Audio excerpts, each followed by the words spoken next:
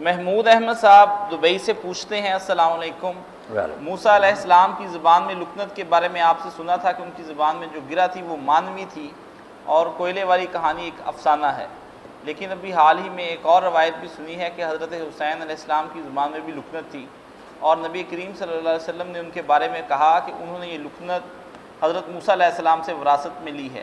کیا یہ حدیث صحیح ہے اور کیا حضرت موسیٰ علیہ السلام کی لکنت کا سبب ظاہری تھا؟ یہ حضرت حسین رضی کے بارے میں جو ہے نا کہ ان کو حضور نے کہا موسیٰ سے ملی ہیں، آگے سے آگے افسانے بنائے تھے، کوئی حقیقت نہیں ایسی۔ ان کی زبان میں اگر لکنت تھی یا غنہ ان کی آواز سے نکلتا تھا تو وہ الگ بات ہے، مگر یہ موسیٰ علیہ السلام والی کوئی بات نہیں۔ موسیٰ علیہ السلام نے جو دعا کی تھی تو ہم بھی وہ قصہ بنایا ہوا نا کہ فرعون جو تھا نامراد، ایک دن موسیٰ علیہ السلام نے اس کی داڑھی پکڑی، اتنے زور سے کھینچی کہ اس کی پوچھیں نکلی، تو اس نے کہا یہ بچہ جو نا میں اس کو قتل کروں، یہ میرا دشمن پیدا ہوا۔ تو حضرت آسیہ نے کہا نہیں بچے کو کیا خبر ہے، تو خواب خواہ ناراض ہو گیا، بچے نے ویسے ہی پکڑی، مگر پکڑی یہ روایت میں آتا بہت بری ہے، چیخیں نکل گئی۔ تو اس نے کہا اچھا ٹیسٹ کریں گے، تو اس نے پھر آگ جلوائی، ایک کوئلہ رکھا چمکتا ہوا وہ انگارہ، اور ایک طرف ہیرا رکھا وہ بھی سرخ تھا، تو کہا چھوڑو بچے کو۔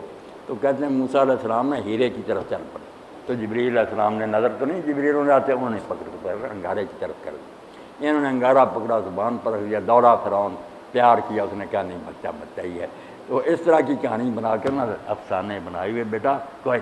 موسیٰ علیہ السلام بالکل ٹھیک سے، ان کی زبان درست تھی، جو انہوں نے کہا کہ اللہ میری زبان کی گرہ کھول دیتا کہ میری بات سنے۔ ہر مولوی ممبر پر بیٹھتا نا واحلل عقدۃ من لسانی یفقہوا، یہ دعا کرتے گرہ کھول دے، ان کے گرہ پڑی ہوئی ہے، کوئی خیال کرے خدا کے بدلے۔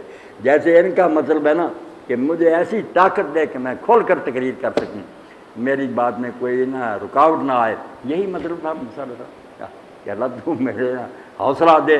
فرعون کا دربار کافر جو قتل کراتا تھا اس کے سامنے جانا تھا، کوئی معمولی بات۔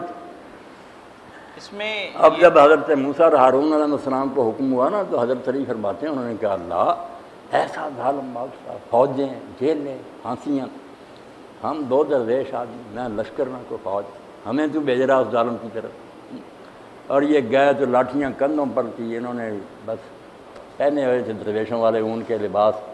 اس نے کہا تم آئے ہو میرا تختہ اٹھنے کے لیے، انقلاب برپا کرنے، تم دیکھتے نہیں میری طاقت، مگر اللہ تعالیٰ نے کہہ دیا تھا تم فکر نہ کرو میں تمہارے ساتھ ہوں، سب کو سن رہا، کچھ نہیں بگاڑ سکتا۔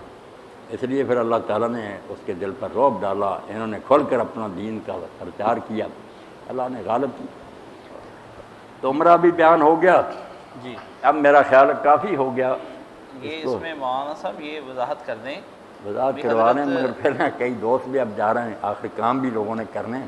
حضرت حسین علیہ السلام والی جو روایت ہے کہ ان کی زبان میں لکنت تھی، یہ روایات بھی تو کسی سند اسی طرح کتابوں میں لکھی ہیں لوگوں نے۔ ان کی موت پہ روایات تو نہیں ہے۔